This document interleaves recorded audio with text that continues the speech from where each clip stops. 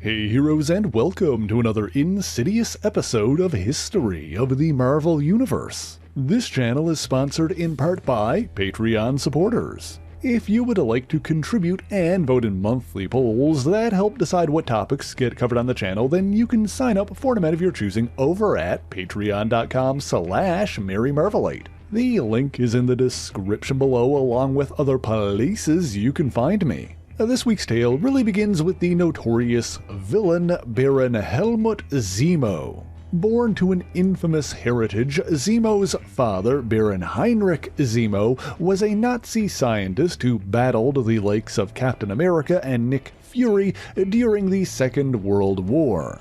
Heinrich Zemo also notably clashed with a masked British soldier known as Citizen V, leader of the V Battalion, and in 1943 he strangled V to death in front of his own men, hoping to demoralize them. Decades later, early in the Marvel Age, Heinrich Zemo founded a group of supervillains called the Masters of Evil, and battled the Avengers several times before finally meeting his end during a confrontation with his old adversary, Captain America. Sometime after that, Heinrich's son, Helmut Zemo, attempted to avenge his father's death, creating the costumed identity of the Phoenix. However, in the ensuing battle with Captain America and the Falcon, he was knocked into a vat of boiling adhesive and left horribly disfigured as a result. After that, Helmut donned a mask reminiscent of the one worn by his father, and later formed his own version of the Masters of Evil. Now, we aren't going to mention every member of Zemo's Masters of Evil here, nor are we going to go into tremendous detail on individual characters in this video. That being said, let's briefly go over the ones who are relevant for this week's topic, bearing in mind that any one of them could warrant a video of their own, some of which I've already done and linked in the description. First up, Dr. Carla Sofin, aka Moonstone. She was a criminal psychiatrist who lusted for power. She gained superhuman physiology and abilities including flight, intangibility, and concussive energy blasts when she obtained an alien artifact called the Moon Gem, stealing it from another criminal. Next, we have a career criminal named Erik Josten, who's used several different costumed identities over the years. He previously worked for Zemo's father, who used ionic energy to endow Josten with superhuman strength. He took the name Power Man, using it several years before the moniker was more famously adopted by Luke Cage, but his powers eventually faded. He spent some time working for the Magia as the Smuggler, but was later infused with PIM particles that restored his strength and gave him the ability to grow to gargantuan size, up to 60 feet in height. Bitter over the fact that his original alias of Power Man had been usurped by a hero, he decided to dub himself Goliath, a name previously used by Avengers like Hank Pym and Clint Barton. Next up, we have Paul Norbert Ebersol, aka The Fixer. A mechanical and inventive genius, the Fixer used his talents to become a high-tech criminal, notably working for the terrorist group Hydra, often alongside the psychic mutant Mentalo. During his time with the Masters of Evil, the Fixer became one of Zemo's most valued comrades, and was often right by his side. Finally, we have Melissa Gold, aka Mimi Schwartz, aka Screaming Mimi. She was originally a member of the Grapplers, a team of female wrestlers that moonlit as professional criminals. While working as a mercenary for the Roxxon Corporation, she was outfitted with bionically augmented vocal cords, giving her the ability to produce powerful screams that disoriented her foes. The Grapplers also participated in the Unlimited Class Wrestling Federation, a league exclusively for superhuman wrestlers, but after two of her teammates were murdered by the notorious vigilante, the Scourge of the Underworld, Screaming Mimi left the team and subsequently joined the Masters of Evil. Now, along with numerous other villains, this incarnation of the Masters of Evil launched an infamous attack on Avengers Mansion, referred to as the Under Siege incident, and while they did significant damage, they were ultimately defeated and repelled, with many members being arrested. Baron Zemo, of course, continued to plot and scheme in his quest for power and influence, but suffered defeat after defeat at the hands of Captain America and his allies. At one point, he even married a similarly minded woman, Baroness Heike, but while Zemo evaded the authorities and went into hiding, his wife was arrested and reportedly died in prison. The other Masters continued to have solo exploits of their own, including the villainous Goliath, Erik Josten. In one incident, Josten was contacted by criminals from an extra-dimensional planet known as Cosmos, the same place that the size-changing Pym particles originally came from. Now, Josten believed that the aliens would aid him against the Avengers, but instead the Kosmosian criminals held him captive, turning him into a living gateway so they could attempt to invade the Earth. In the end, however, their scheme was thwarted by Hank Pym, the original Giant Man. In the aftermath of that battle, Josten was left hospitalized and comatose, but awakened after being captured and tortured by Kosmosian authorities, who considered him an alien criminal they dubbed the Invader from Beyond. At the same time, Baron Zemo began scanning other dimensions in search of inspiration. He hoped to find some kind of weapon or power source to use in his next scheme, but instead found evidence of his comrades' suffering. To confirm what he'd found, he once again recruited the Fixer, who began working on a method of retrieving Goliath. In the meantime, Zemo realized that he'd begun reassembling the Masters of Evil and decided to continue building the team. Now, while this was going on, Screaming Mimi was in a partnership with another Sonic supervillain, Angar the Screamer. However, he died after being shot by the police during a bank robbery. Shortly after that, a grieving Mimi was found by Zemo, who helped her escape from the authorities. She was initially hesitant to rejoin the Masters of Evil, but Zemo ultimately convinced her, and the Fixer even provided her with equipment based on the technology of Ulysses Claw, allowing her to create solid constructs out of sonic energy. Another villain that Zemo recruited during this time was Abner Jenkins, aka the Beetle, a mechanical engineer who used his considerable talents to build an armored flying battlesuit, but whose criminal exploits were regularly stymied by various heroes. In one incident, while being pursued by the masked vigilante Daredevil, Jenkins was aided by Zemo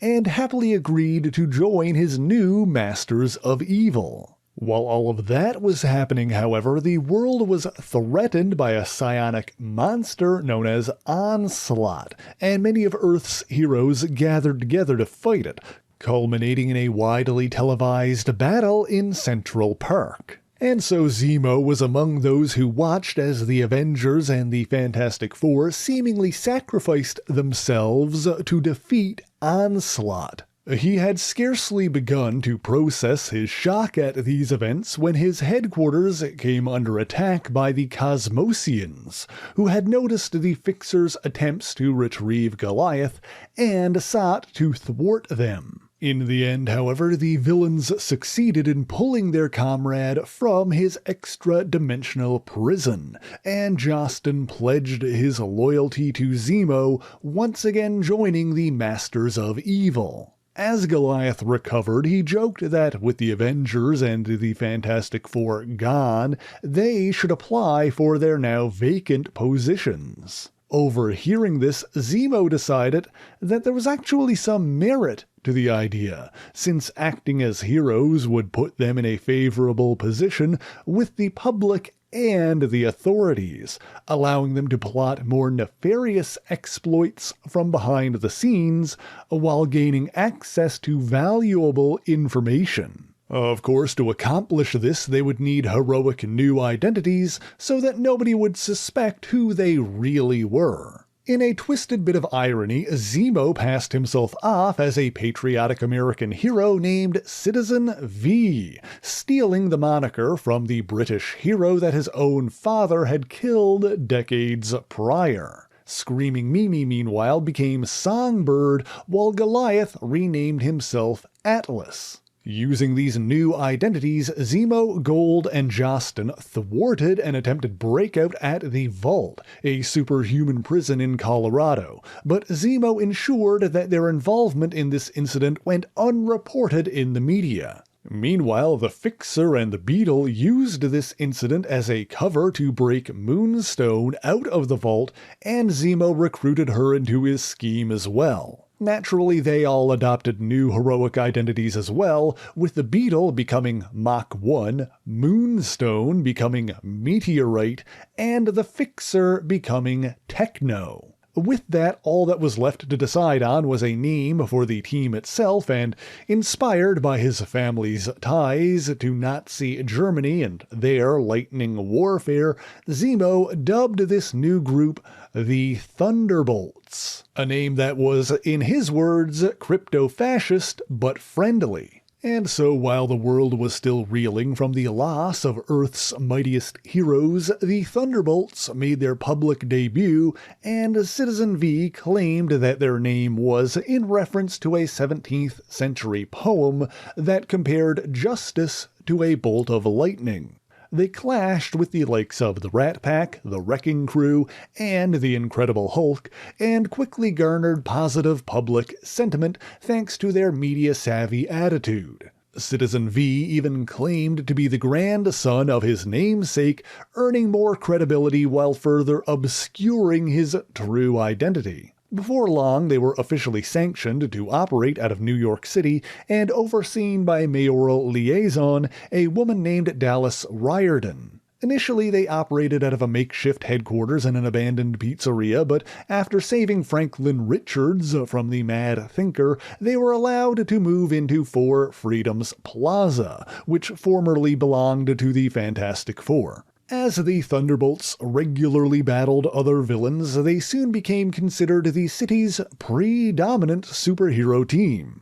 Behind the scenes, however, things were sometimes tumultuous, as Zemo endeavored to keep the others from doing anything to expose themselves. As usual, the Fixer, now Techno, remained his most reliable and trusted aide, providing the team with high-tech equipment like the V-Wing and the Thunderjet. On the other hand, Zemo and Meteorite generally regarded each other with loathing and distrust, as their egos clashed.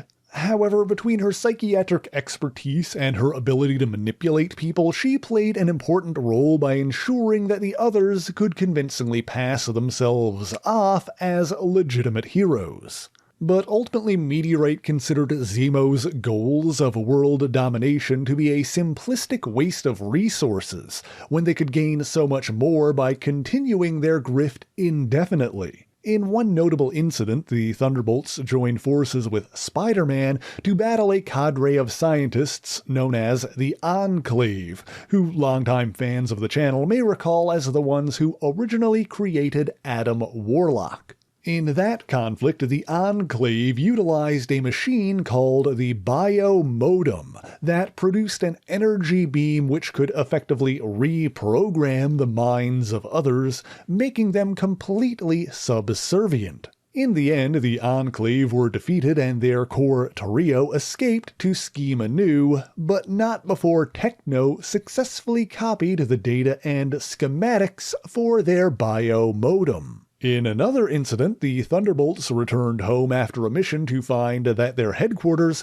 had been infiltrated by a 15-year-old girl named Hailey Takahama, who had been caught by their automated defense systems. You see, Hailey had been orphaned during the Onslaught incident and subsequently captured and experimented on by the Nazi supervillain Arnim Zola, endowing her with electric powers. Not knowing that the Fantastic Four were gone, she came to Four Freedoms Plaza looking for help, and the Thunderbolts agreed to go after her captor, even providing her with her own costume. In the aftermath of that battle, while Citizen V was speaking to the media, Meteorite manipulated him into offering the young superhuman a place on the team, and Takahama agreed, giving herself the name Jolt. As a result, the Thunderbolts were forced to keep up their heroic act even in private, which was all part of Meteorite's plan to undermine Zemo's authority in the hopes of eventually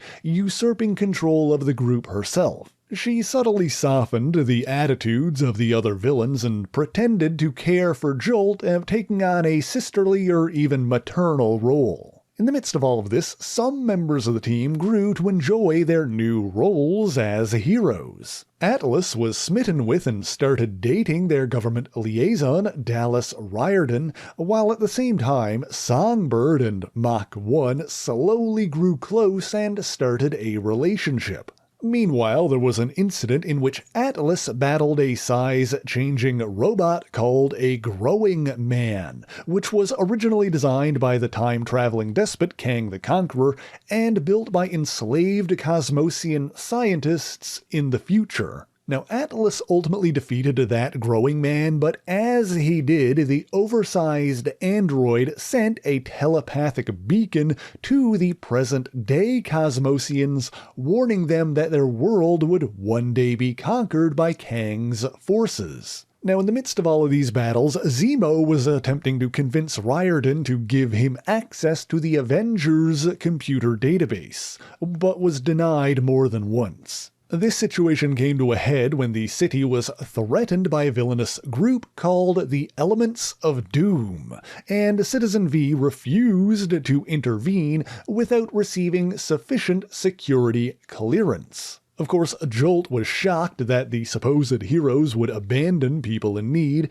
and so Meteorite convinced the others to go against Zemo's orders and go save the day. In the ensuing battle with the Elements of Doom, Techno was seemingly killed when his neck was snapped, but he ultimately survived by transforming his consciousness into a robotic body. It should be noted that he subsequently repaired his original body as much as possible, keeping it safe and preserved. But in the meantime, the rest of the team was briefly captured by the Elements, but ultimately broke free with Techno's help and defeated their foes. In the wake of this, Zemo was finally able to leverage access to the government clearance he was after. This is where the whole Thunderbolts situation started coming to a head. Zemo had what he needed to begin enacting his plan for global domination, but with the others growing increasingly likely of turning against him, he knew that he needed to act fast. Furthermore, it turned out that after their apparent demise in the battle against Onslaught, the Avengers and the Fantastic Four were reborn in a pocket dimension, thanks to the reality warping powers of Franklin Richards. And so just as the Thunderbolts had gained legitimacy in the eyes of the government, Earth's mightiest heroes returned. Working quickly, Zemo and Techno used their newly acquired security clearance to gain access to various military computer systems and ensured that they could continue to do so even if their clearance was revoked. They then used the Enclave's biomodem technology to brainwash numerous soldiers and officers around the world, transforming them into their own personal spies and saboteurs. Zemo then forced the other Thunderbolts to abandon their heroic careers by leaking their true identities to the authorities, and even destroyed their headquarters atop Four Freedoms Plaza to cover their escape. Of course, Zemo had no interest in the young hero Jolt and simply left her behind to fend for herself. However, when he took the other Thunderbolts and fled to a satellite headquarters formerly owned by Advanced Idea Mechanics, Jolt stowed away on their ship and followed. For the next part of his scheme, Zemo effectively held the entire world hostage, using his mind-controlled spies to sabotage any military efforts against him. After learning about all of this, Jolt confronted the other Thunderbolts and tried to convince them to stand up to Zemo and Techno. Most agreed, however, Atlas still felt indebted to Zemo for saving his life. Of course, it should probably be noted that while Songbird and Mach 1 had genuinely begun to reform, Moonstone, who abandoned the name Meteorite after their ruse was exposed, mostly turned against Zemo due to her own ego and personal enmity with him. This all culminated in a battle in which Zemo used the biomodem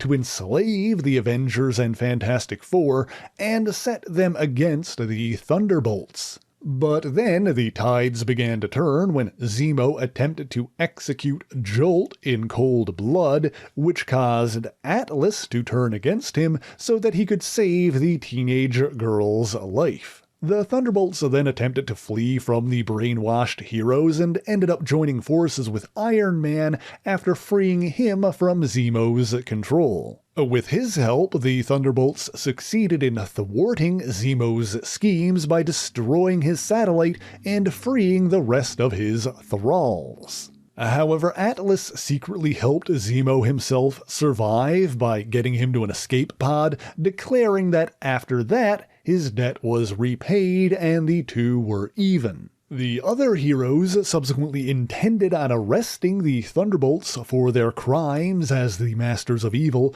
but before they could, Atlas, Jolt, Moonstone, Mach 1, and Songbird were all abducted by the Kosmosians and teleported to their dimension. You see, the Kosmosians were attempting to investigate the telepathic warning they'd received from the Growing Man, and after identifying Atlas as the so-called intruder from beyond, mistakenly assumed that the Thunderbolts were in league with Kang. While all of that was going on, Cosmos was also in the midst of a civil war, but we're not going to delve too deeply into Kosmosian politics today. The relevant thing for this video is that Moonstone secretly made a deal with the ambitious vizier Keka'akaluak and assassinated the Kosmosian leader Primatur Jekau in exchange for the Thunderbolts being safely returned to Earth. After that, the team operated as outlaw adventurers, trying to prove their heroism while on the run from the law, with Moonstone taking over as leader despite the others not fully trusting her. They had a number of adventures together, taking on the likes of Graviton and the Secret Empire. Eventually, the Avenger Hawkeye came to believe in their redemption and offered to lead them so that his presence could add legitimacy to the group. He also promised them pardons, but in truth he hadn't really worked out how he was going to achieve that yet. In any event, the Thunderbolts agreed, including Moonstone, who believed that she could manipulate Hawkeye enough to maintain control over the team. Ironically, however, something of a romance later started to blossom between Moonstone and Hawkeye, and she started to soften a bit as a result. Now, the only caveat to Hawkeye's offer was that Mach 1 would have to surrender to the authorities since he was still wanted for a murder that he had committed as the Beetle. The team was also subsequently joined by another repentant former foe, a troubled teenager named Charlie Burlingame. Better known as Charcoal the Burning Man, he could transform and morph his body into various forms of carbon. While Hawkeye allowed both Jolt and Charcoal to operate as members of the team, he did use his connections to ensure that they could complete their high school educations under false identities. Hawkeye's Thunderbolts soon proved their heroism by defeating a new incarnation of the Masters of Evil led by Justine Hammer, who you may recognize as the daughter of Justin Hammer, but at the time was known as the Crimson Cowl. In the aftermath of that battle, the Thunderbolts seized control of the Mount Charteris complex that Hammer had been using as a headquarters. Interesting note, that facility was actually used by several different villainous organizations, dating all the way back to the early X-Men foes Factor 3. In fact, the genius inventor and former Factor 3 member Brian Dunlap, better known as the Ogre, had secretly been hiding in the complex for years, and aided the Thunderbolts in secret before ultimately revealing himself to them. Soon afterwards, Techno secretly captured and impersonated the Ogre, taking his place on the Thunderbolts out of boredom. Meanwhile, Abner Jenkins, the former Mach 1, started secretly working for the Commission on Superhuman Activities, or CSA, using a remotely piloted Beetle suit. After learning of this, Hawkeye was able to strike a deal with CSA agent Henry Peter Gyrich that allowed Jenkins to rejoin the Thunderbolts. While official records claimed that Jenkins was still in jail, the disguised Techno altered his appearance and he adopted the false identity of Matt Davis. He and Techno also created a new flying battlesuit, and Jenkins officially rejoined the team as Mach 2. However, while all of that was happening, the notorious Nazi war criminal and Hydra leader Baron Wolfgang von Strucker was manipulating Henry Peter Gyrich into embarking on a scheme to eliminate the world's superhumans. As part of this whole conspiracy, Gyrich injected the former adventurer Jack Monroe with mind-controlling nanoprobes, transforming him into a masked assassin known as Scourge.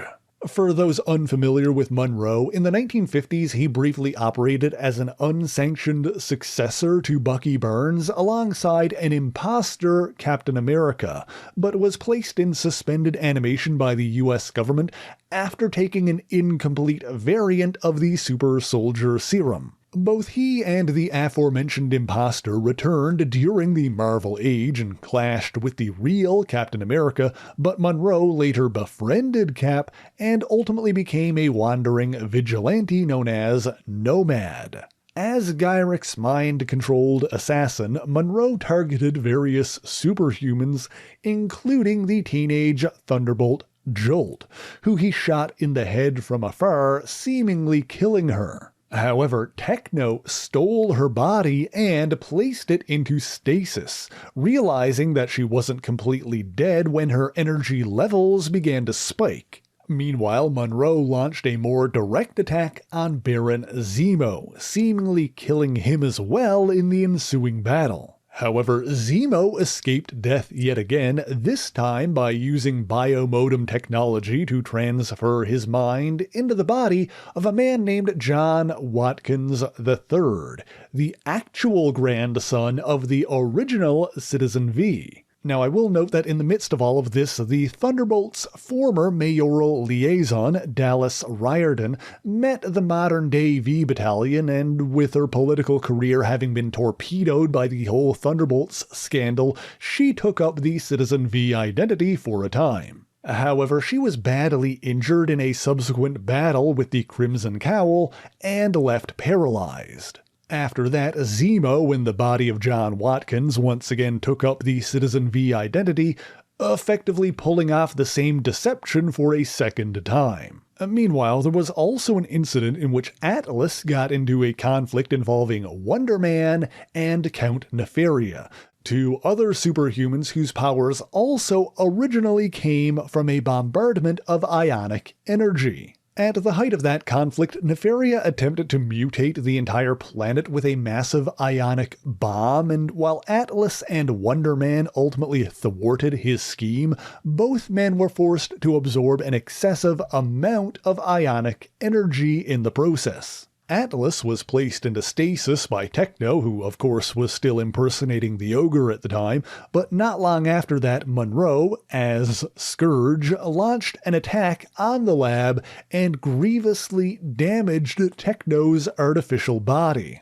Shockingly, however, he chose to sacrifice his powerful robotic body, using the last of his energy to resurrect Jolt instead of letting her die to save himself. Furthermore, as a result of his experiments on her, Jolt also gained the ability to convert her entire body into a living bioelectrical energy form. Unfortunately, as a side effect of her resurrection, she was stricken with partial paralysis while not in that state. Of course, it should also be noted that Techno had yet another backup plan, and his consciousness was beamed back to his original flesh and blood body, and he once again adopted his original alias of the Fixer. In any event, Jolt was able to use her newly evolved abilities to repel her would-be killer. However, Atlas was also freed from stasis and unable to control his overcharged ionic energy, seemingly died when his body exploded.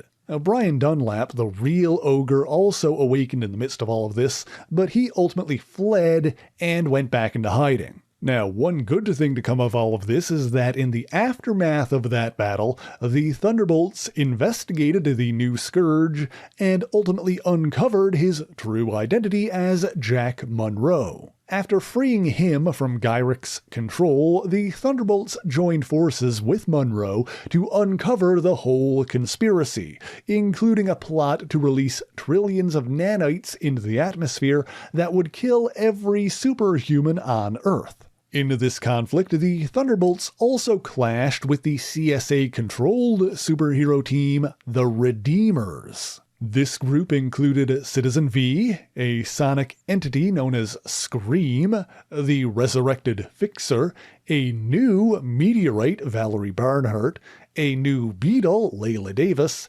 and Atlas's brother, Conrad Josten, who adopted one of Erik's old codenames, the Smuggler. In the end, however, Jolt successfully overloaded and destroyed every nanoprobe in the entire facility, including those used to control Gyric himself. In the wake of that debacle, Hawkeye was able to negotiate full pardons for the other Thunderbolts and Monroe in exchange for their silence. CSA agent Valerie Cooper agreed to these terms.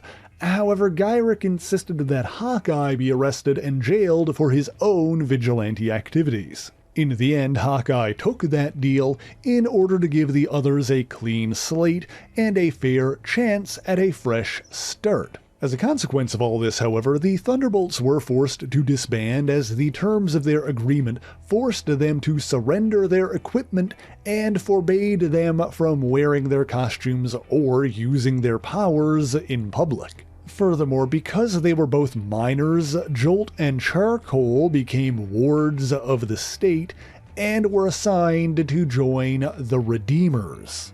There are, of course, some lingering questions from this tale, like what ultimately became of Citizen V or Atlas, but perhaps those answers are best left for videos focusing on those characters specifically. So be sure to let me know in the comments if you want to know more about anyone we've talked about here today. Also, while this brings us to the end of this week's video, the Thunderbolts have, of course, returned in a number of different forms for a variety of reasons. Some of the subsequent teams share many members with the original lineup, while others have been completely different. And so if you guys are interested, maybe we'll come back and do a more abridged overview of the history of the team's roster and how it's changed over time. In the meantime, that's all I've got for you this week, and thank you so much for watching this video. If you enjoyed it, be sure to leave a like, subscribe to the channel, and share it on your favorite social media. As always, the issues referenced in this video are listed in the description below if you would like to read them for yourself, as well as links to other places you can find me. Let me give a special shout out to all of my Patreon and Ko-fi supporters, Twitch subscribers, and YouTube members who help make the channel possible. By signing up for any ongoing amount on any of these platforms, you'll get your name in these special thanks here, but Patreon is the one that helps determine what topics get covered on the channel via monthly polls. That being said, if there's anything in particular that you want me to talk about, be sure to let me know in the comments. But that is indeed all I have for you this week, and so until next time, true believers, Excelsior!